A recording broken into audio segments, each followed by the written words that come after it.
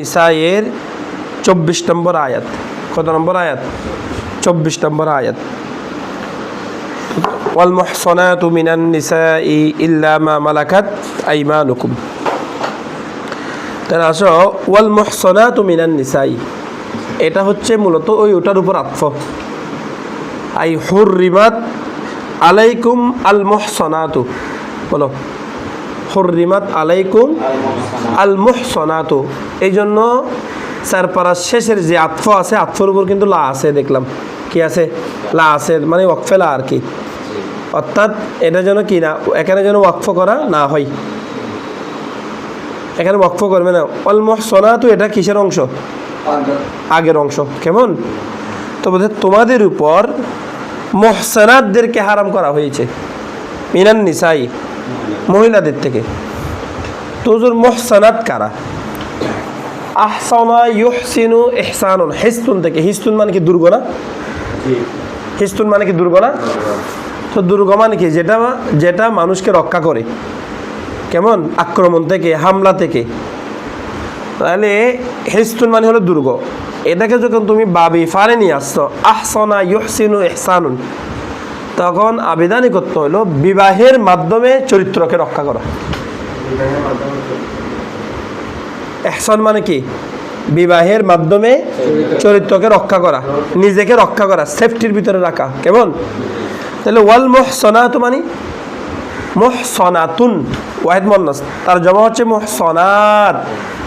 ওই সকল রমণীরা যারা বিবাহের মাধ্যমে নিজেদের চরিত্রকে রক্ষা করেছে, তারাও তোমাদের জন্য হারাম। এখন বুঝতে ভালো করে? হ্যাঁ, যারা বিবাহের মাধ্যমে নিজেদের চরিত্রকে কি করেছে? রক্ষা করেছে, তারাও তোমাদের জন্য হারাম। তার মানে কি? বিবাহিত রমণী যাদের স্বামী এখনো বিদ্যমান আছে। মহসানা মানে কি রে? ওই সকল বিবাহিত রমণী যাদের স্বামী এখনো কি আছে? বিদ্যমান আছে, এমন নারীও তোমাদের উপর কি করা হয়েছে? হারাম করা হয়েছে। তার মানে কি? পরকিয়া। তোমার ঘরের বউ আছে, ওর ঘরে ওই স্ত্রীর স্বামী আছে, তাহলে ওই স্ত্রী তোমার জন্য কি হবে না? হালাল হবে না। ওই স্ত্রীর সাথে কথা বলা তোমার জন্য কি হবে না? হালাল হবে না। ওটা হারাম। ওটা কি রে? স্বামী বিদ্যমান থাকা অবস্থায়। তাহলে অন্য স্বামী গ্রহণ করা কি নাই? জায়েজ নাই। আবার পুরুষেরও ঠিক, যখন স্বামী কি থাকবে, ওই মহিলার স্বামী থাকবে, তখন পুরুষ চাইলে ওই মহিলাকে কি করতে পারবে না? বিয়ে করতে পারবে না। এমন মহিলা তার জন্য কি করা হয়েছে? হারাম করা হয়েছে। বুঝা যাচ্ছে? তো বলতেছে, দেখো এই আয়াত যখন নাজিল হয়েছে, নাজিল হওয়ার আগে হযরতে আবু সাঈদ খুদরি রাদিয়াল্লাহু তাআলা একটা রাওয়ায়াত আছে, বলছে জঙ্গে আওতাসের যুদ্ধের সময় আমরা কিছু বন্দী নারীদেরকে পেয়েছি। কেমন? কিছু কি পেয়েছি? লাহুন্না জওয়াজুন, যাদের স্বামী বিদ্যমান আছে, মানে নারী, কিছু বন্দী নারীকে পেয়েছে আর কি, যাদের স্বামী কি আছে? বিদ্যমান আছে। তখন ফাকারিহনা আন নাকা আলাইহিন্না, ফাকারিনা আমরা অপছন্দ করেছি। কেমন? আমাদের কাছে বিষয়টা খটকা লাগছে যে আমরা এই মেয়েগুলোর সাথে গতি করতে পারবো কিনা, যেহেতু বন্দি, এটা আমার দাসী। তো দাসীতে যখন পরিণত হয়েছে, ওরা যুদ্ধে যখন আসছে, তাহলে যুদ্ধের মধ্যে ওরা বন্দী হয়েছে না? তাই বন্দী হওয়ার দাসত্বে পরিণত হয়েছে না? তাই দাসীর সাথে তুমি তোমার জন্য বৈধতা আছে, দাসী যেহেতু তোমার। মানে এখন ওই দারুল হারবের মধ্যে, কাফের রাষ্ট্রের মধ্যে এই মহিলাগুলোর স্বামী কি ছিল? বিদ্যমান ছিল। তারা না বন্দী হয়েছে, তাদের স্বামী ওখানে আছে। তখন আমরা চিন্তা, এদের সাথে ওয়াতি করব কিনা, সবে কিনা আমাদের তরফ থেকে, এটা নিয়ে আমরা কি করতেছি? খটকার ভিতর আছি।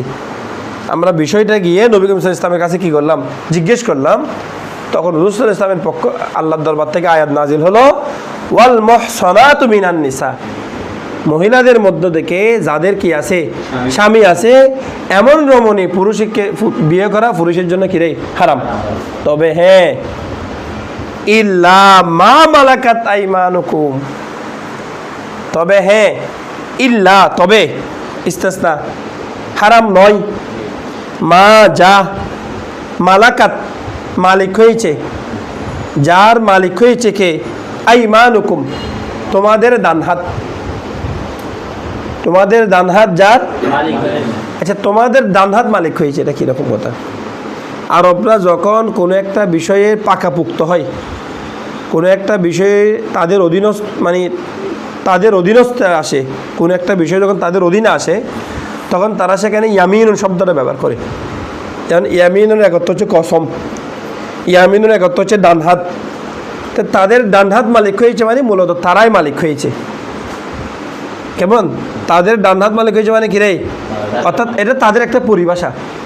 যখন তারা কোনো একটা বিষয়ের মালিক হয় তখন বলে যে তাদের ডান হাত কী হয়েছে, তো তাদের ডান হাত মালিক হয়েছে মানে অর্থাৎ তারা মূলত মালিক হয়েছে, বলে যাদের মালিকানা তোমরা হয়েছ, তোমাদের ডান হাত হয়েছে।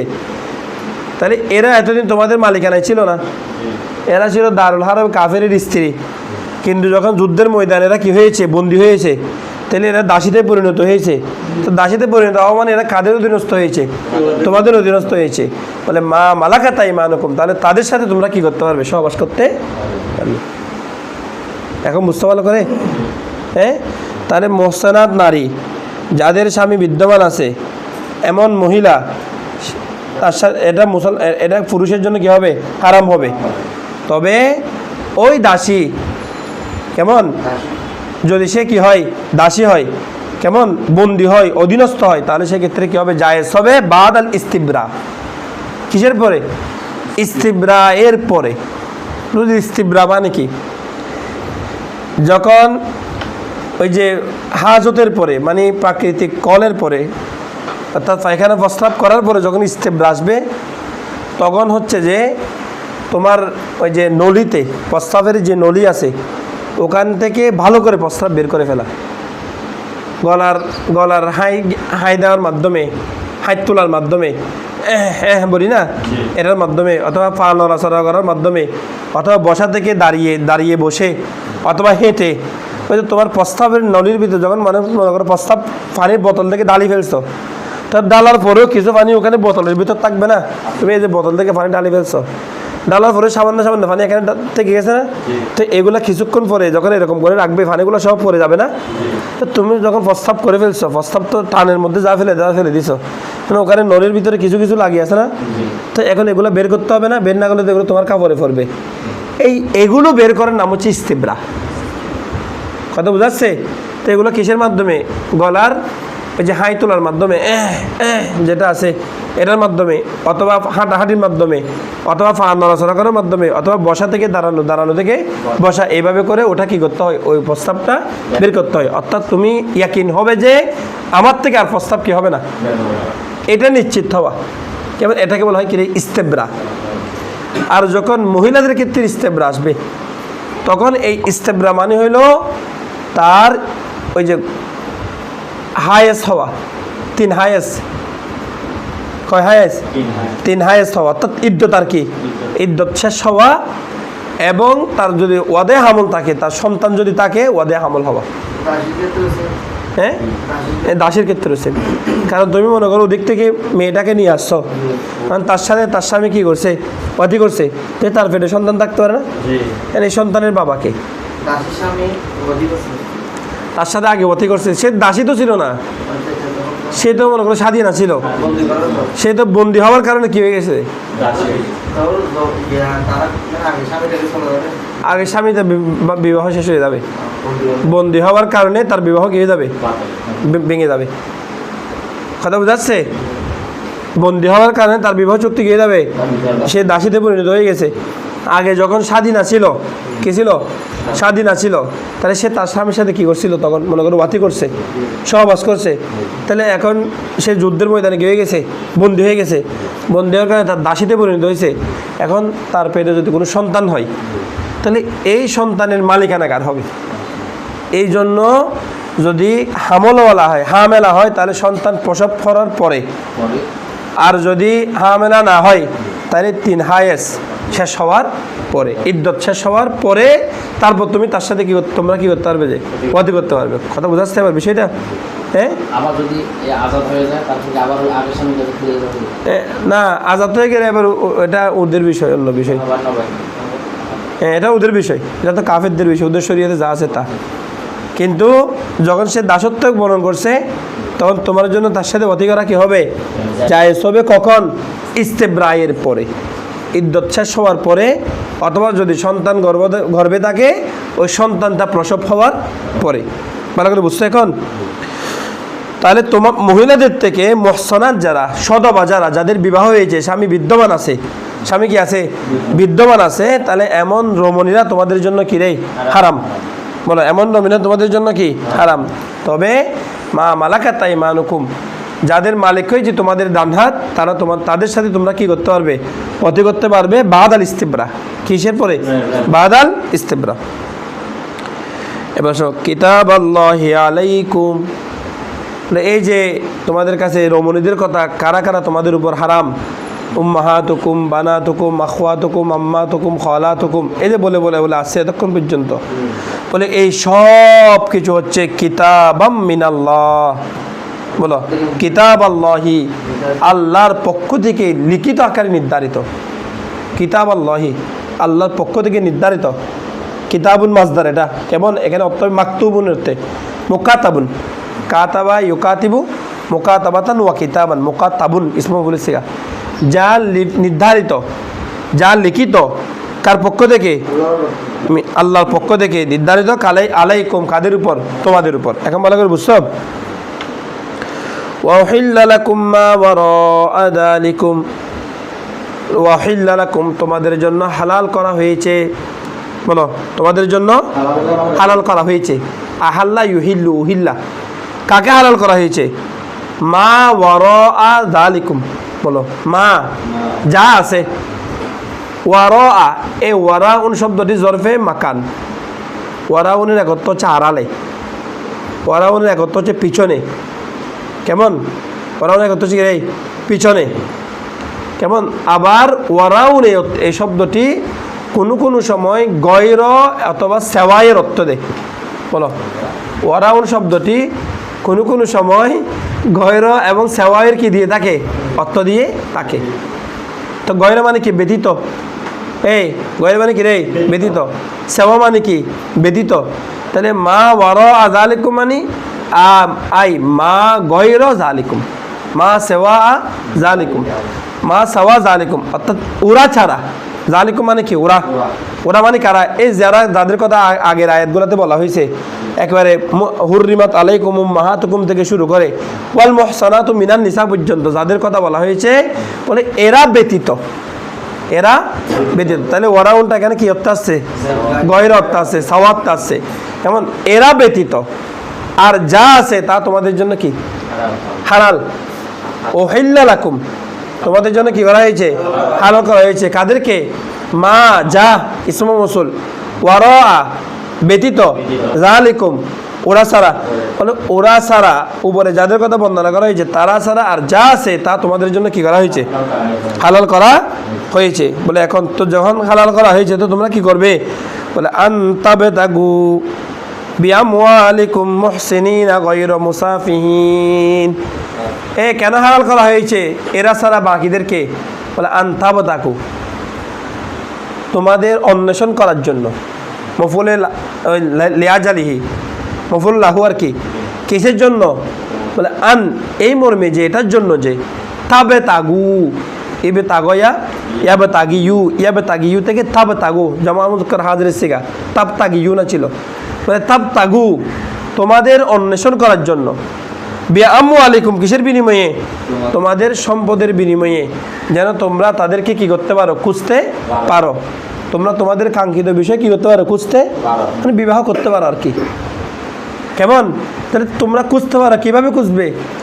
কি বেবিচারিতার পন্থায় খুঁজবে নাকি বিয়ের পন্থায় খুঁজবে? সেজন্য আল্লাহ বলছেন মুহসিনিনা। বলো, মুহসিনিনা, বিবাহের মাধ্যমে খুঁজবে। এই অবস্থায় যে তোমরা তাদেরকে বিবাহের মাধ্যমে পবিত্র করার জন্য খুঁজবে। আগে বলছিলাম না, ইহসান মানে কি বলছিলাম? বিবাহের মাধ্যমে চরিত্রকে কি করা? পবিত্রতা করা। তোমরা তাদেরকে খুঁজবে যে কিসের জন্য? তোমাদের সম্পদের বিনিময়ে। বিবাহের মাধ্যমে তোমাদের চরিত্রকে পবিত্র রাখার জন্য, তোমরা অপকর্ম থেকে বেঁচে থাকার জন্য, গুনাহ থেকে বেঁচে থাকার জন্য। বলে গয়র মুসাফিহিনা, শুধুমাত্র যৌন উদ্দেশ্য চরিতার্থ করার জন্য নয়। সাফাহা ইউসাফিহু, এই সাফাহুন, সাফাহুন মানে চায়া সব্য ডালি দেওয়া, কোনো কিছু কি করে দেওয়া, ঢেলে দেওয়া। তো পাত্র ছাড়া ঢেলে দেওয়া কেমন? তুমি পুরুষ মানুষ, মেয়ে একটার সাথে বেবিচার, নাউজুবিল্লাহ মিন যালিক আস্তাগফিরুল্লাহ, বেবিচারিতা করতেছ, সে কি তোমার পাত্র? তাহলে তুমি তার ভিতরে কি ডালি দিচ্ছ? তোমার বীর্য ডালি দিচ্ছে পাত্র ছাড়া। কথা বুঝাচ্ছে? তাহলে ফাসাখুনের এক অর্থ কি বলছিলাম বলো? আসব্য কি করে দেওয়া, ঢেলে দেওয়া। কথা বুঝছেন? তো ওই তুমি তোমার নুতফা কি করতেছ, ঢেলে দিচ্ছ, সে কারণে গিয়ে এটার নাম হয়ে গেছে কি মুসাফিহিন। সাফাহা ইসাফি মুসাফাত মানে হচ্ছে একজনের আরেকজনের ভিতর ডালি দেওয়া। কেমন? যেটা একটাও কিনা ডালার পাত্র না। এখানে উদ্দেশ্য হচ্ছে মুসাফিহিন দ্বারা হচ্ছে যৌন উদ্দেশ্য চরিতার্থ করা। কেমন? তাহলে বিবাহ করবে কিসের জন্য? চরিত্রকে রক্ষা করার জন্য। গয়র মুসাফিহিনা, যৌন ক্ষুধা নিবারণের জন্য নয়, শুধুমাত্র যৌন ক্ষুধা নিবারণের জন্য নয়। বিবাহের মুখ্য উদ্দেশ্য সেখান থেকে বের হয়ে আসছে।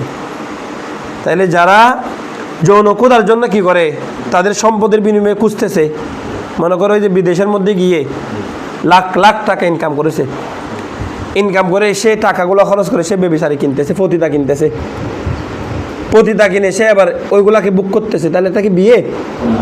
তাহলে এটা হয়ে গেছে কি এখন গয়রে মুহসিনিনা মুসাফিহিনা আনতাবতাগু বিআমওয়ালিকুম, এই তখন হয়ে গেছে কি গয়রে মুহসিনিনা মুসাফিহিনা, কোরআনের সম্পূর্ণ বিপরীত। ইমাম সুদ তখন কি এটা গুনাহের কাজ, কবিরা গুনাহ। আল্লাহ বলছেন তোমরা তোমাদের সম্পদের বিনিময়ে তোমরা খুঁজো, এই অবস্থায় যে তোমাদের চরিত্রকে কি করার জন্য, রক্ষা করার জন্য, বেবিচারিতার উদ্দেশ্যে নয়। গয়র মুসাফিহিনা, বেবিচারী হয়ে নয়। এখন বুঝছেন? বেবিচারিতার ফোনতে খোঁজার সুযোগ নাই। ভালো করে বুঝছেন? তো দেখো ফামাস্তামতাতুম বিহি মিনহুন্না ফাআতুহুন্না উজুরাহুন্না ফারিদা। ফামাস্তামতাতুম বিহি, ফামা বিহি জাব দ্বারা, ইস্তামতাতুম তোমরা ফায়দা হাসিল করেছো, মিনহুন্না তাদের থেকে। এই তোমরা কি করেছো, যেটার মাধ্যমে তোমরা কি করো, তাদের থেকে, স্ত্রীদের থেকে তোমরা ফায়দা হাসিল করেছো। ইস্তিমতাউন মানে কি ফায়দা হাসিল করা, অর্থাৎ তাদেরকে বুক করা, তাদের মাধ্যমে তোমরা আনন্দ লাভ করা। কেমন? যেহেতু তোমরা তাদের মাধ্যমে কি করতেছো, ফায়দা হাসিল করতেছো তাদের থেকে, সুতরাং ফাআতুহুন্না,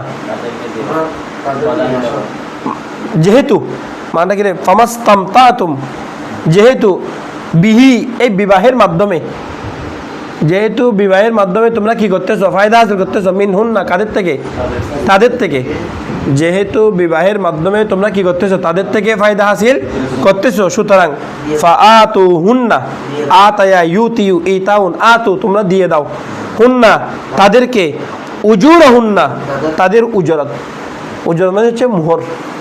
কারণ তারা তাদের লজ্জাস্থান তারা তোমাদেরকে দিয়ে দিছে না, কিরে বসে না, তারা তাদের লজ্জাস্থান তোমাদেরকে দিয়ে দিছে না। এই আজকে 20 বছর পর্যন্ত, 30 বছর পর্যন্ত যেটাকে তারা এত সুন্দরভাবে বোরকাতে আবৃত্ত করে রাখছে, ঘুরে রাখছে, চেহারা পর্যন্ত দেখাই নাই, সেখানে এসে তোমার সামনে সব কিছু খুলে দিচ্ছে। তাহলে তোমরা তাদেরকে মহৎ দিবে না কেন? তাদের সাথে ধোঁকাবাজি করবে কেন? সুতরাং যেহেতু তাদের মাধ্যমে তোমরা তাদের থেকে, যার মাধ্যমে তোমরা তাদের থেকে কি করতেছো, ফায়দা হাসিল করতেছো, সুতরাং ফাআতুহুন্না তোমরা তাদেরকে কি দাও।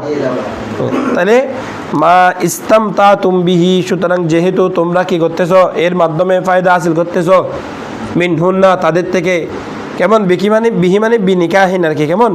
বিবাহের মাধ্যমে তোমরা ফায়দা হাসিল করতেছো, মিনহুন্না তাদের থেকে, ফাআতুহুন্না সুতরাং তোমরা তাদেরকে দাও, উজুরহুন্না বলো তাদের উজরাত, তাদের মোহর, ফারিদাতান যেটা তোমাদের উপর কি করা হয়েছে, ফরজ করা হয়েছে, সেটা তোমরা তাদেরকে কি করো, দিয়ে দাও। এটা দিতে গাফিলতি করিও না। হ্যাঁ, ওয়ালা জুনাহা, হ্যাঁ সব উল্টা। ওয়ালা জুনাহা আলাইকুম ফিমা তারাদাইতুম বিহি মিন বাদিল ফারিদা, বলে ওয়ালা জুনাহা, লা লাই নাফিয়া, লা জুনাহা বলে কোনো গুনাহ নাই, আলাইকুম তোমাদের উপর, কিসের ক্ষেত্রে? ফি মা বিহি, এমন বিষয়ের মধ্যে, এ দেখো ফি, এমন বিষয়ের মধ্যে, মা বিহি, যে বিষয়ে তার অদ্বৈতম, তোমরা সন্তুষ্ট আছো। কিরে, যে বিষয়ে তোমরা কি আছো? সন্তুষ্ট আছো, সেই বিষয়ের মধ্যে তোমাদের কোনো গুনাহ নাই। বাদ আল ফারিদ, ফরজ আদায়ের পরে। ফারিদ মানে হচ্ছে মোহর, যে মোহরটা নির্ধারণ করা হয়েছে আল্লাহর পক্ষ থেকে, অথবা তোমরা এই যে মোহরটা নির্ধারণ করেছ, সেই মোহরটা দিয়ে দেওয়ার পরে যাতে তোমরা দুইজনে সন্তুষ্ট থাকো, তাতে কোনো কি নেই, যাতে তোমরা দুইজনে সন্তুষ্ট থাকো। মানে মনে করো বউয়ের 10 লাখ টাকা মোহর নির্ধারণ করছো, 10 লাখ টাকা তুমি বউকে দিয়ে দিছ, বউকে দিয়ে দেওয়ার পরে বউ আবার তোমাকে 10 লাখ টাকাটা গিফট হিসেবে দিয়ে দিছে, বুঝতে পারে না? আমার আমি শুধু আপনাকেই চাই, আমার আর কিছুর দরকার নেই। ধরেন 10 লাখ টাকাটা আপনার ব্যাংকে রাখি দেন, এগুলো আপনার কাছে রাখেন, এগুলো আপনি ব্যবসা বাণিজ্য করেন। এখন তুমি এগুলো খাইতে পারবে কিনা? আল্লাহ বলছে ফালা জুনাহা আলাইকুম, এগুলো খাওয়াতে তোমার কোনো কি হবে না, কারণ এগুলোতে দুজনেই সন্তুষ্ট আছো। আবার এখন স্বামী তোমাকে 10 লাখ টাকা স্ত্রীকে দিয়ে দিছে, তুমি বউকে 10 লাখ টাকা দিয়ে দিছো, দিয়ে দেওয়ার পরে বলতেছো দিচ্ছি তো আমার প্রিয় তোমাকে, না তোমার জন্য আমি আজকে ডায়মন্ডের একটা হার নিয়ে আসছি, একটা স্বর্ণের চেন নিয়ে আসছি, এটার দাম হচ্ছে 5 লাখ টাকা, এটা স্ত্রীকে দিছ। তাহলে মোহরের পর যে তুমি আরেকটা স্বর্ণের চেন দিছ, আরেকটা ডায়মন্ডের গোল্ডের চেন, ডায়মন্ডের চেন দিছ, এটা তো এটা স্ত্রীর নেওয়াটা জায়েজ হবে কিনা? বলো না জায়েজ। ফালা জুনাহা আলাইকুম ফিমা তারাদাইতুম বিহি, যখন মোহর দেওয়ার পরে, বাদাল ফরিদা, মোহর দেওয়ার পরে যখন তুমি তোমার স্ত্রীকে গিফট দিচ্ছ, এটা তোমার জন্য কি আছে? জায়েজ আছে। আবার একই মোহর তোমার স্ত্রী গ্রহণের পর তোমাকে যদি সে আবার কি গিফট হিসেবে দেয়, সেটা নেওয়া তোমার জন্য কি আছে? জায়েজ আছে। বলতে যাচ্ছিলাম, হযরতে ওমর রাদিয়াল্লাহু তাআলা একদিন মিম্বরের মধ্যে দাঁড়ালেন, দাঁড়িয়ে বলতেছেন, এই হে পুরুষরা, তোমরা নারীদেরকে মোহরের বিষয়ে কি থাকো? সতর্ক থাকো, নারীদেরকে মাত্রা অতিরিক্ত মোহর দিও না। কে বলতেছে? ওমর রাদিয়াল্লাহু তাআলা।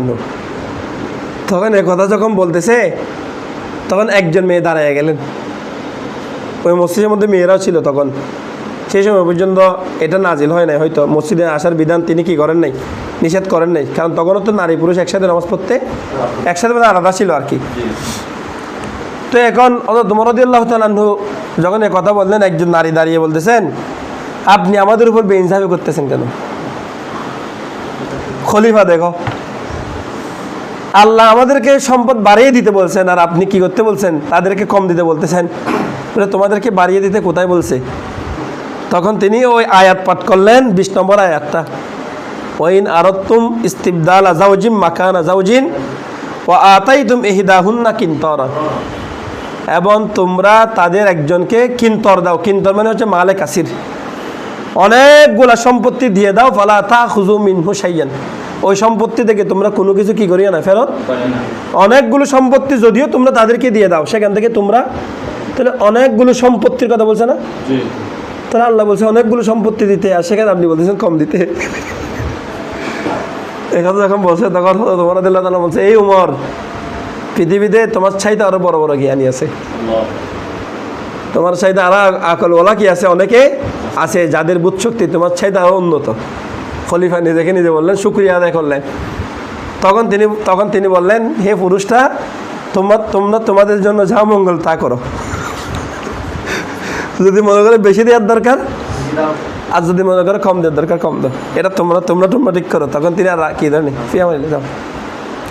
এখন ভালো করে বোঝাচ্ছে, তাই দেখো, ওয়ালা জুনাহা আলাইকুম ফিমা তারাদাইতুম বিহি মিন বাদিল ফারিদা। এখন মাসালাতে এই আয়াতের অর্থ ক্লিয়ার না? ইন্নাল্লাহা কানা আলিমান হাকিমা, ইন্নাল্লাহা কানা, নিশ্চয় আল্লাহ তাআলা, কানা হন, আলিমান প্রজ্ঞাময়, জ্ঞানী, হাকিমান প্রজ্ঞাময়। কারণ আল্লাহ তাআলা জানেন কোনটার বিষয়ে বেশি উন্নতি, কোনটার ভিতরে কল্যাণ রয়েছে কেমন। সুতরাং আল্লাহ তাআলা সবচেয়ে প্রজ্ঞাময়, আল্লাহ তাআলা জানেন কোনটার ভিতরে সবচেয়ে বেশি তোমাদের কি আছে, উপকারিতা আছে। হ্যাঁ, হবে হবে হবে ওয়ামান লাম ইয়াস্তাতি মিনকুম তাওলান আন ইয়ানকিহাল মুহসানাতিল মুমিনাতি ফামিম্মা মালাকাত আইমানুকুম মিন ফাতায়াতিকুল মুমিনাত। মধ্যে দেখো ওয়ামান লাম, এবং যে ব্যক্তি লাম ইয়াস্তাতি সক্ষমতা রাখে না, তুলান কিসের, সমৃদ্ধির, যার কাছে জ্ঞানার আর কি ধন দৌলতের কি নাই, সক্ষমতা নাই, টাকা পয়সা নাই, এই বউকে মোহর দেওয়ার মতো এর সামর্থ্য নাই।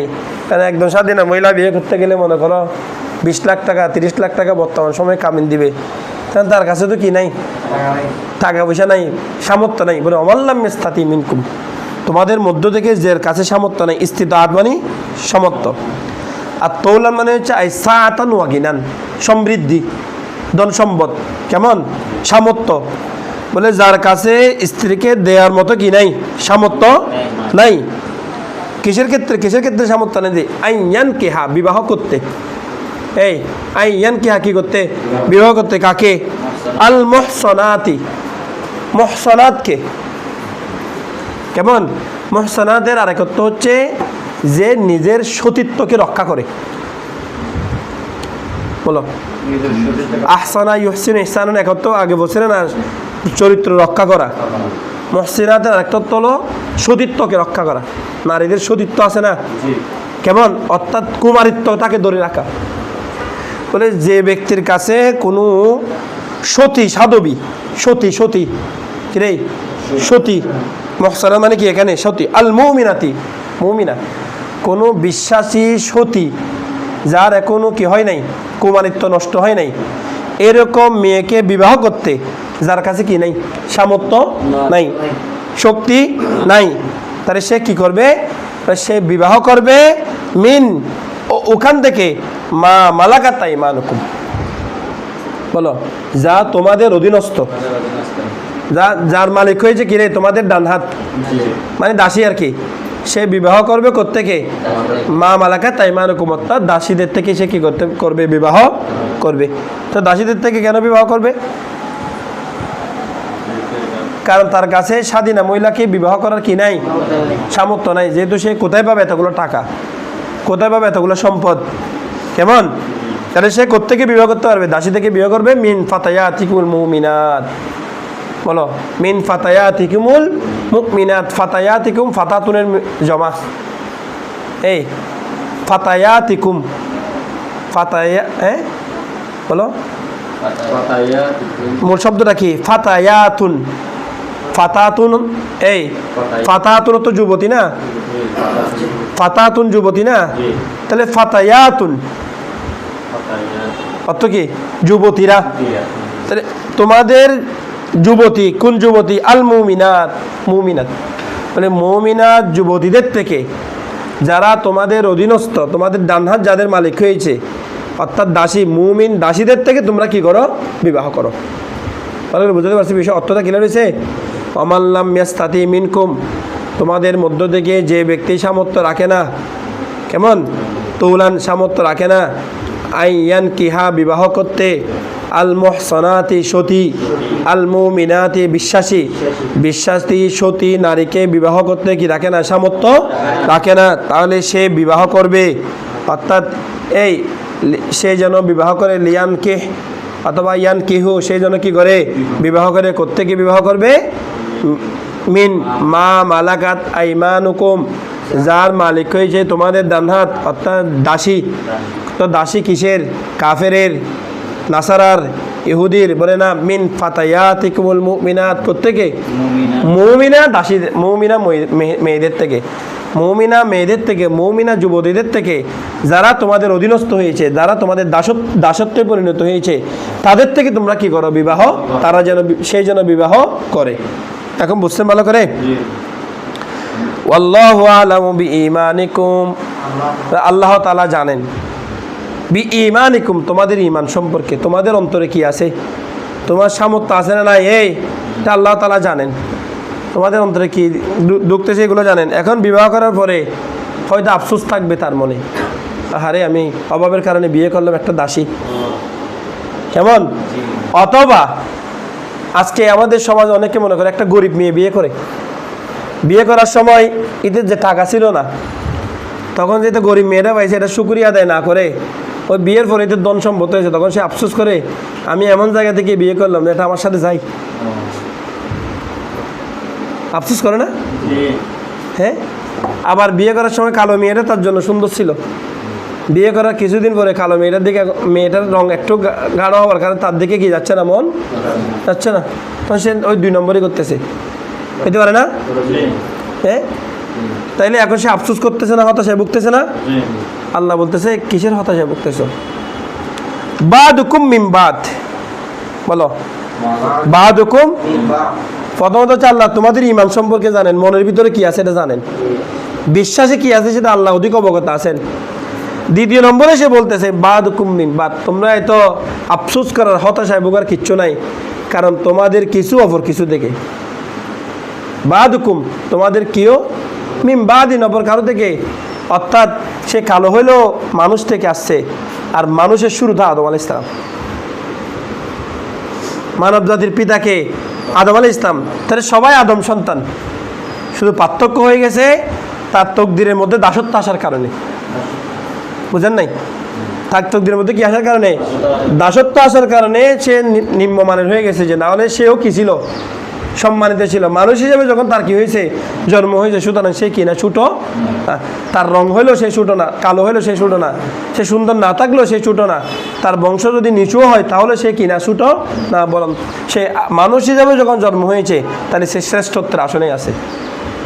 কারণ তোমাদের কিও অপর কিও থেকে, তোমাদের কি অপর কিও মানে এই কি অপর কিও থেকে কি অপর কিও থেকে এভাবে যাইতে যাইতে দেখা যাবে সবার আসল হচ্ছে কোথায়, একটাই, সেটা হচ্ছে হযরতে আদম আলাইহিস সালাম, হযরতে মা হাওয়া আলাইহিস সালাম। বুঝতে পারছি জিনিসটা? বুঝতেছেন অর্থটা ক্লিয়ার করে? হ্যাঁ, বাদুকুম মিন বাদ। তারপর ফানকিহুহুন্না বিইذনি আহলিহিন্না ওয়া আতুহুন্না উজুরাহুন্না বিল মারুফি মুহসানাতিন গায়রা মুসাফিহাতিন ওয়ালা মুত্তাখিজাতি আখদান। ফানকিহুহুন্না, সুতরাং তোমরা তাদেরকে বিবাহ করো, দাসীদেরকে। হুন্না মানে কি রে, কিসের মাধ্যমে? বিইذনি আহলিহিন্না, তাদের আহালের অনুমতি ক্রমে, তাদের আল মানে তাদের মালিকের, মুনিবের। তার মানে কি দাসী মুনিবের অনুমতি ছাড়া বিবাহ করার কি নাই, ঠিক একইভাবে দাস মুনিবের অনুমতি ছাড়া বিবাহ করা কি নাই, জায়েজ নাই। তো বলতেছে তোমরা তাদেরকে বিবাহ করো কিসের মাধ্যমে, তাদের মুনিবের অনুমতি সাপেক্ষে। কেমন? ওয়া আতুহুন্না, এবং তোমরা তাদেরকে প্রদান করো, কাদেরকে? দাসীদেরকে।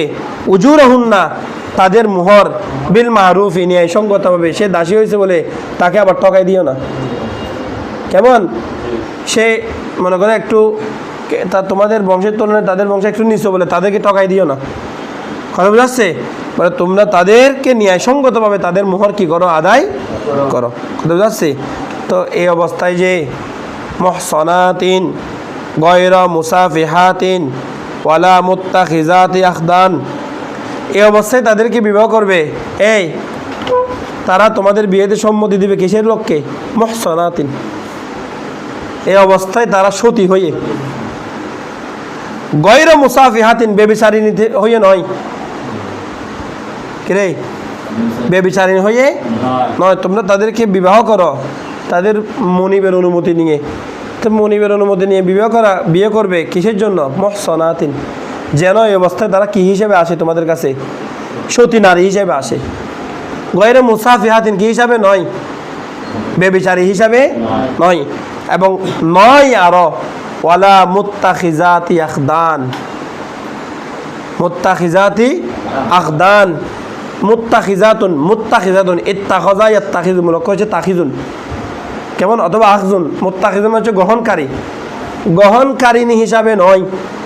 কি গ্রহণকারিণী? আখদান। আখদান এটা খিদুনের জমা। কিসের জমা? খিদিন। তো খিদিন বলা হয় কি? খিদিন হচ্ছে বর্তমান সময়ের প্রেমিক। এই খিদিন কি রে? বর্তমান সময়ের প্রেমিক। বলে কিরকম প্রেমিক? খিদিন বলা হয় আরবিতে, লিসানুল আরবে দেখলাম, তাজুল আরুসে দেখলাম, খিদিন বলা হয় অহুয়া সদিকু, ওই বন্ধু, লিল মারাতি, মহিলার, ইয়াজিনি বিহা, যে মহিলাটার সাথে জেনা করে সিররান গোপনে। মহিলার ওই বন্ধু যে মহিলার সাথে কিসে জেনা করে তাহলে বর্তমানে খিদিন হচ্ছে এখন যেটা মেয়েদের, এদেরকে যদি জিজ্ঞেস করি এতে তোর কি বলে, বয়ফ্রেন্ড, বিএফ, জামাই না, কিন্তু কাজ করতেছে সব জামাইয়ের মতো কি রে, সে হচ্ছে খিদিন। এখন এই দুনিয়া, এখন বর্তমানে যতগুলা প্রেমিক আছে সব খিদিন। এরা হচ্ছে বন্ধু, মহিলার বন্ধু, সে গোপনে তার সাথে কি করতেছে, জানা করতেছে, কারণ বিয়ে তো হয় নাই। তাহলে প্রেমিক প্রেমিকের মধ্যে যে সম্পর্ক বর্তমান, নাউজুবিল্লাহ মিন যালিক, যে সম্পর্ক প্রেমিক প্রেমিকার ভিতরে বর্তমান গড়ে উঠছে সমাজের মধ্যে, যেটা দেখতে পাচ্ছি, সে শুধু আজকে প্রপোজাল বাকি। তারপর দিন থেকে এরকম অহরহ ঘটনা করতেছে না, এই যে বিভিন্ন রেস্টুরেন্ট থেকে ওই যে গিয়ার থেকে পত্রিকার মধ্যে নিয়ে এসেছে না, অবৈধ অপকর্ম করছে। এখন তো মনে করো সবখানে খালি, এই যে তুমি কক্সবাজার যাও বুঝতে পারবে না, তুমি পতেঙ্গা সি বিচ যাও বুঝতে পারবে না, পার্কিশ্বর যাও বুঝতে পারবে না, সব কি ওখানে খিদিন। ওই যে মেয়েটা যার সাথে বসে বসে কী করতেছে, তার সব কিছু বুক করার অধিকার দিচ্ছে, যে ছেলেটাকে সে বুক করার অধিকার দিয়েছে, সেটা হচ্ছে তার কি জামাই না বন্ধু। এখন বিশ্বকাপ খেলা চলছে, এখন তো বিশ্ববিদ্যালয়গুলোতে মানে ছেলেমেয়েরা একসাথে বসে। আর ধরে বিশ্ববিদ্যালয়ে বাদ দেন, এখন সবখানে বললাম তো, বিশ্ববিদ্যালয়ে খেলা কিসের? আপনি পতেঙ্গা সি বিচে যান না শুক্রবারে, শুক্রবারে পতেঙ্গা সি বিচে আপনি জায়গা পাবেন না খিদিনের জন্য। এত খিদিন থাকবে, মানে ওই বন্ধু, মহিলার ওই বন্ধু যে গোপনে জানা করতেছে না, এখন প্রকাশ্যেও জানা করতেছে। গোপন জানা তো চলে গেছে অনেক আগে, এখন প্রকাশ্যে করতেছে মুরব্বীদের সামনে। কেমন এতে চিন্তা করতেছে না যে আমি যাকে কি করতেছি, জড়াই ধরতেছি, আমি যাকে এগুলা করতেছি, এখানে তো আমার মুরব্বীরা দেখতেছে। কেমন কথা বুঝো নাই? সে এগুলা শুদ্ধ সে কি করতেছে না, আর চিন্তা করতেছে না, তার কাছে এগুলো নিয়ে কোনো টেনশনে নাই। হযরত আব্দুল্লাহ ইবনে আব্বাস রাদিয়াল্লাহু তাআলা আনহু খিদিনের সংজ্ঞা দিয়েছেন, আল খিদিনু ওয়াস সাদিকু লিল মারআতি ইয়াজিনি বিহা সিররান ফানাহাল্লাহু তাআলা আনিল ফাওয়াহিশ মা যাহারা মিনহা ওয়া মা বাতান। বলে আল্লাহ তাআলা তোমাদেরকে নির্দেশ দিয়েছেন ওই ফাওয়াহিশ থেকে বেঁচে থাকতে, চাই ফাওয়াহিশটা প্রকাশ্যে হোক অথবা ফাওয়াহিশটা অপ্রকাশ্যে হোক। তাহলে গোপনে জেনা করলে সেটাও জেনা। এখান থেকে কি থাকতে হবে, বেঁচে থাকতে হবে। বিয়ের সময় হলে বিয়ে করে ফেলো। কত বিয়ের এখন কত সুরত, সুন্দর সুরত, ফুট ম্যারেজ করে রাখো। বেশি যখন পারতেছো না তোমরা, অন্তত জেনার থেকে তো বাঁচতেছো। তোমার এই দুনিয়ার সমাজ রক্ষা করার জন্য, পরিবার রক্ষা করার জন্য তুমি জাহান্নামের এক নির্ধারিত কঠিন পথকে তুমি বেছে নিচ্ছ। জেনা করতেছে কিন্তু বিয়ে করতে ডরাচ্ছে। বিয়ে করে ফেলো। যখন তোমরা জেনা পর্যন্ত চলে গেছো, বেবিচারিতা পর্যন্ত, যখন একজন আরেকজনকে বুক করতেছো, স্বামী স্ত্রীর মধ্যে যখন সম্পর্ক তোমরা করতেছো, তো তোমরা কি করে ফেলো, বিয়ে করে ফেলো, কোর্ট ম্যারেজ করে ফেলো। কী করবে আর যদি কোর্ট ম্যারেজ করার সামর্থ্য না থাকে, তাহলে ওই মেয়েটাকে দেখারও তোমার কি নাই, জায়েজ নাই, ওটার সাথে যেও না। কারণ সামান্য একটা বিষয়ের জন্য তুমি জান্নাতের এক বিশাল শান্তির পথকে তুমি কি করে দিচ্ছ, নষ্ট করে দিচ্ছ, জাহান্নামের পথকে তুমি বেছে নিচ্ছ। কথা বোঝাচ্ছে? তো বলতেছে যে এই মহিলাটা এই অবস্থায় যেন সে খিদিন হিসাবে আসবে না, অর্থাৎ গোপন সঙ্গী যে তার সাথে জেনা করবে এরকম সঙ্গী হিসাবে নয়, বরং সে তোমার কাছে আসবে মুহসিনিন হিসাবে। মুহসিনিন মানে বিবাহের মাধ্যমে সে নিজের চরিত্র রক্ষা করবে, তোমার চরিত্রকে রক্ষা করাবে। এখন বুঝতে ভালো করে, এগুলার সম্পর্ক হচ্ছে মেয়েগুলার দিকে। কারণ তারা যেহেতু দাসী, হয়তো তারা হয়তো তাদেরকে মানে দিতে পারে কি হিসাবে, মুসাফির হিসাবে, পতিতা হিসাবে আসতে পারে, অথবা দিতে পারে সে গোপন বন্ধু গ্রহণ করতেছে, যে বন্ধু তার সাথে ব্যভিচারিত করবে, সেরকম হিসাবে গ্রহণ করতে পারে। সেজন্য আল্লাহ বলতেছে না, এরকম করে গ্রহণ করিও না, বরং গ্রহণ করো যে অবস্থায় তারা নিজেদের চরিত্র রক্ষা করবে বিবাহের মাধ্যমে, তোমাদের চরিত্র তারা কি করাবে, রক্ষা করাবে। ভালো করে বুঝছেন? এগুলা কথা অনেক লম্বা এগুলাতে আসলে। ফাইদা ওহসিনা, যখন তারা তোমাদের বিবাহের সম্পর্কের মধ্যে চলে আসে, ফাইদা এই যখন, ওহসিনা এই যে জমন্নাস গায়েবী সিগা, যখন তাদেরকে ইহসানের মধ্যে নিয়ে আসা হয়, মানে বিবাহের মধ্যে নিয়ে আসা হয়, বৈবাহিক সম্পর্কে যখন কি করা হয়, মানে হিস্তিনের ভিতরে নিয়ে আসা হয় আর কি। ওহসিনা মানে মজৌলের সিগা, যখন তাদেরকে স্ত্রী হিসাবে নিয়ে আসা হয়, এই অবস্থায় ফাইন আতাইনা, যদি তারা জড়ায়ে পড়ে, বিফাহিশাতিন কোনো অপকর্মে, বেবিচারিতায়, জেনাই, যদি তারা কোনো জেনাহে কি করে ফেলে, জড়ায়ে পড়ে বিবাহে আসার পর, অতঃপর অতঃপর ইন যদি আতাইনা তারা জড়িয়ে পড়ে বিফাহিশাতিন কিসের উপর, কোনো ফাহিশার উপর, কেমন কোনো জেনা ব্যভিচারিতে যুক্ত হয়ে পড়ে, ফালাইহিন্না তখন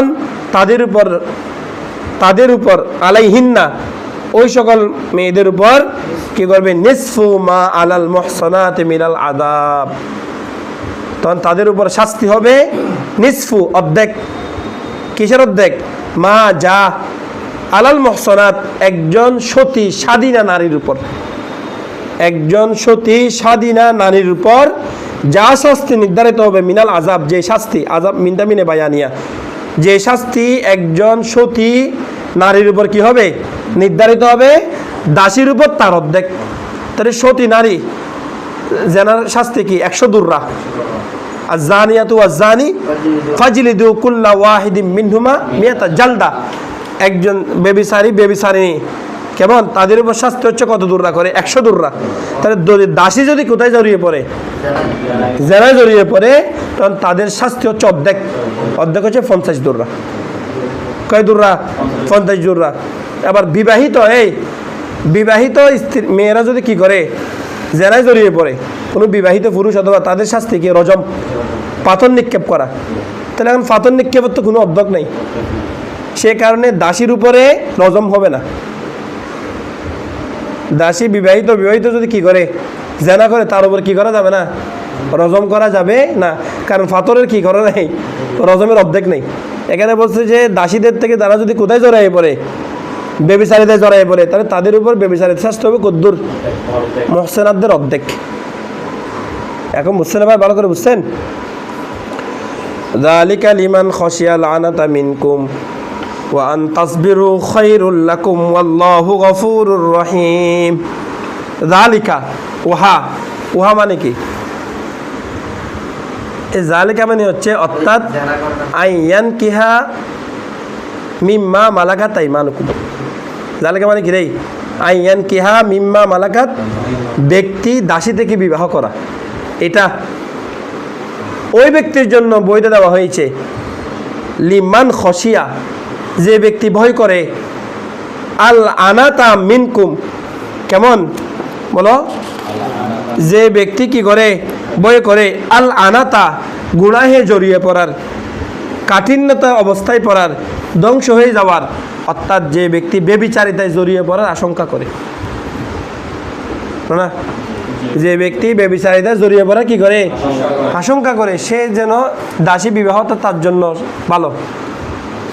কেমন, একদিকে গুনাহে জড়িয়ে যাওয়ার আশঙ্কা আছে, আবার অপরদিকে মানে অধিক মোহ দেওয়ার কোনো সামর্থ্য নেই। সামর্থ্য নাই। ওই যে যেটা আজকে বললাম না, আমাদের ছেলে মেয়েরা করতেছে।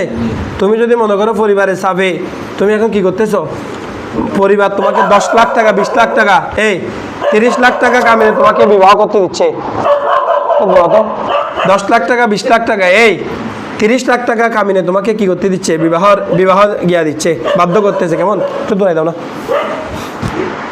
10 লাখ টাকা 20 লাখ টাকা 30 লাখ টাকা কামিয়ে বিবাহের জন্য সত্য দিচ্ছে, তো সেখানে তো তোমার এতগুলো টাকা দিয়ে বিবাহ করার কি নাই, বলো না, কি নাই, সামর্থ্য নাই। তো তুমি এখন কি করবে, তোমরা যখন পছন্দ করে ফেলছো, অন্তত গিয়ে কুট মেরে চলে করে ফেল, আর কিছু করার নেই। তারপরে জেনায় জড়াইও না। কেমন, যদিও কোর্টটা বিয়ের জায়গা না। কেমন, একজনে বিয়ে করছে, বলছে কোথায় বিয়ে করছে, বলে কোর্টে বিয়ে করছে, বলে কোর্টটা বিয়ের জায়গা না, কোর্টটা মামলা মোকদ্দমার জায়গা। ওখানে মানুষ যায় জীবনের সমস্যাগুলো সমাধান করার জন্য। জীবনের সমস্যা হয়েছে, টাকা মামলা মোকদ্দমা করবে। বিয়ে তো আনন্দের জিনিস, এটা কোর্টে কেন, কোর্টের বিয়ে পছন্দনীয় না। কিন্তু যখন তুমি আর নিজেকে কি করতে পারতেছো না, কন্ট্রোল করতে পারতেছো না, জানায় জড়িয়ে যাচ্ছ, তো তার চাইতে ওটা ভালো না। তোমার অন্তত দুনিয়া যদি সামাজিকতা নষ্টও হয়, পরিবারের বিষয় যদি নষ্টও হয়, তারপরে তোমার আখেরাত তো অন্তত শান্তিতে থাকবে। এখন তুমি যা করতেছো তার কারণে তো আখেরাত কি হয়ে যাচ্ছে, ধ্বংস হয়ে যাচ্ছে, আখেরাত নষ্ট হয়ে যাচ্ছে, আখেরাত বরবাদ হয়ে যাচ্ছে, তোমার দুনিয়াও বরবাদ, আখেরাত বরবাদ। তুমি আজকে অপকর্মে ধরা খাচ্ছ, ধরা খাইলে তোমার সামাজিক স্ট্যাটাস নষ্ট হয়ে গেছে, মা বাবা তখন আবার আফসোস করতেছে। কিন্তু যখন কোর্ট ম্যারেজ করতেছে তখন কি না করতেছে, অন্তত কোর্ট ম্যারেজ করো হলো এটা তোমার বৈধ স্ত্রী। তখন কাজের মাধ্যমে, কাজের সামনে তুমি যে বিয়েটা করতেছো, কাজে অফিসে গিয়ে যে বিয়েটা, কোর্ট ম্যারেজ মানে কোর্ট ম্যারেজ তো নয়, কাজের সামনে গিয়ে যে বিয়েটা করতেছো, এটা সরকারি বিবাহ সম্পর্কিত বিবাহ। এটার কারণে তোমাকে তাকে বরণ পোষণ যাবতীয় সব কিছু দিতে হবে, এটা বিয়ে তো। তা তোমার বেবিচারিতার চেয়ে কি এটা ভালো না? যখন তোমার কাছে এভিডেন্স আছে এটা আমার স্ত্রী, তোমাকে দুনিয়াতে কেউ কিছু বলতে পারবে? তুমি তার সাথে সারা রাত সারাদিন যা ইচ্ছে তাই থাকো, কিন্তু তুমি যে বিবাহে না জড়াই, যে গুনাহে করতেছো, কবিরা গুনাহে জড়াই যাচ্ছ, জেনায় জড়াই যাচ্ছ, এর জন্য যে তোমার পরকালীন কত ভয়াবহ হবে, কত কঠিন আকার ধারণ করবে, এটা কি আমরা বুঝতে পারতেছি? তাই তার চাইতে কোর্ট ম্যারেজ বানো না। হ্যাঁ, আর যদি কন্ট্রোল করতে পারো, সব কিছু ঠিকঠাক থাকে, তাইলে পরিবার সমাজ সব কিছুকে নিয়ে, কারণ মানুষ মা বাবারা ছেলেদেরকে কত আগ্রহ সাথে পালন করে বড় করে তুলে। হ্যাঁ, এখন আমরা নিজের মেয়েদেরকে বড় করতেছি, কত মায়া মমতায় তুলতেছি। একটা জিনিস খাবে বললে দুনিয়া সব কিছু পিছনে ফেলে, টাকা না থাকলে কর্জ করে হলে তাদের জন্য জিনিসপাতি নিয়ে যায়। তো তাদের একটা খুশ খেলাস আছে না, তাদের একটা স্বপ্ন আছে না, আমার ছেলেকে আমি একটা ভালো বংশ থেকে মেয়ে আনবো, আমার মেয়েকে আমি একটা ভালো বংশে বিয়ে দিব। তা তাদের স্বপ্ন যদি তুমি নস্যাৎ করে দাও, তো কী করার আছে? যদি এই স্বপ্ন ধরে রাখার ইচ্ছা থাকে, মা বাবার দোয়া খাওয়ার ইচ্ছা থাকে এবং মুরব্বীদের দোয়া পাওয়ার ইচ্ছা থাকে, তাহলে বস তুমি ধৈর্য ধারণ করো, সময় আসতে মা বাবা তোমাকে এমনি বিয়ে দিবে। তুমি ছেলে মানুষ, তুমিও বিয়ে করতে পারবে, আর তুমি যদি মেয়ে হও তোমাকে ভালো একটা পাত্রে কি দিবে, বিয়ে দিবে। ততদিন সময় পর্যন্ত তুমি কি করো? ধৈর্য ধারণ করো, আল্লাহর কাছে চাও, ইবাদত করো। আর যদি ধৈর্য ধরতে না পারো, তাহলে যারা বেবিচারিতায় না জড়াইয়ে কোথায় জড়াই যাও, কোর্ট ম্যারেজ করে ফেলো, এটা তোমার জন্য ভালো, অন্তত গুনাহ থেকে বাঁচবে। আল্লাহ বলছেন ও আনতাসবিরু, দাসী বিয়ে না করে তোমরা যদি ধৈর্য ধারণ করো, ওই যে এখন যা বললাম আর কি, এগুলো আমি নিজ থেকে বলছি না, কোরআনে আছে। ওখানে দাসের কথা আছে আর কি, আর এখন তোমরা প্রেমিক প্রেমিকার কথা আর কি, যুগ ভিন্ন হয়েছে আর কি। ইখতিলাফুল ফতোয়া বে ইখতিলাফি জমানার কারণে ফতোয়া ভিন্ন হয়েছে আর কি। তখন দাসী ছিল, এখন প্রেমিক প্রেমিকা হয়েছে আর কি। তোমরা অন্তত যদি কোর্ট ম্যারেজ না করে ধৈর্য ধারণ করো, অথবা দাসী বিয়ে না করো, যদি কি করো? ধৈর্য ধারণ করো, তাহলে খৈরুল লাকুম, এটা তোমাদের জন্য সর্বোত্তম। কেন? কারণ দাসী থেকে যে সন্তান হবে সেটাও দাস, দাসী থেকে যে সন্তান হবে সেটা কি? দাস। তো দাসী থেকে সন্তান হলে যদি দাস হয়, তাহলে তোমার বংশ আসছে দাস হিসেবে। তুমি এখন মনে করো জেনা ব্যভিচারিতার মাধ্যমে যে সন্তান হয়েছে, অনেক আছে এরকম, আস্তাগফিরুল্লাহ, বিবাহের আগে সম্পর্ক করে সন্তান হয়ে গেছে, তারপর আগ্রহ করতেছে। হ্যাঁ হ্যাঁ, তাহলে এই সন্তানটা জেনার সন্তান না? তাহলে এগুলোতে না জড়াইয়ে, কেমন এত অপকর্মের মধ্যে না জড়াই, যেখানে মা বাবার অসন্তুষ্টি থাকে, সমাজের অসন্তুষ্টি থাকে, বদদুয়া থাকে, সেখানে একটু বোঝাই শুধু তাড়াতাড়ি করে বিয়ে করে ফেলো। আর যদি ওরা মা বাবা যদি মানে নিয়ে নেয়, তাহলে তুমি নিজে গিয়ে, পরে তো বলবে, পরে বলারটা আগে বলে ফেলো, আমি বিয়ে করে ফেলতেছি, আজকে গিয়ে করে ফেলবো, বাস বিয়ে করে চলে আসো ঘুরতে। মা বাবাকে অন্তত বলে চলে যা, দোয়ার জন্য হইলো। কেমন? তারপরে জানাবে বিচারিতে কি করিও না, জড়াইও না। ওয়ান তাসবিরু খায়রুল লাকুম, যদি তোমরা ধৈর্য ধারণ করো তাহলে তা তোমাদের জন্য সর্বোত্তম। আল্লাহু গফুরুর রহিম, এবং আল্লাহ তাআলা হচ্ছে গফুরুন ক্ষমাকারী, রহিমুন আল্লাহ তাআলা হচ্ছে দয়াময়। তোমরা এই যে তোমাদের থেকে যে গুনাহগুলো হয়ে যায়, সেগুলোর ক্ষেত্রে আল্লাহ তাআলা কি করে দিবেন? ক্ষমা করে দিবেন। আর তিনি হচ্ছেন রহিম, তোমাদের উপর দয়া করবেন। যখন এই তোমাদের যে গুনাহগুলো হয়েছে বিবাহের মাধ্যমে, গুনাহগুলো ক্ষমা করে দিবেন। আর যখন বিবাহ করেছো, টাকা পয়সা, স্ত্রীর টাকা পয়সা জোগাড় করতে হবে, বলে তখন আল্লাহ তোমাদের উপর রহম করবেন। বিয়ে করলে আল্লাহ কি করবেন? রহম করবেন। আল্লাহ পাক আমাদেরকে তৌফিক দান করুন বলে আমিন। আমার তৌফিক ইল্লা বিল্লাহ। আসসালামু আলাইকুম ওয়া রাহমাতুল্লাহ।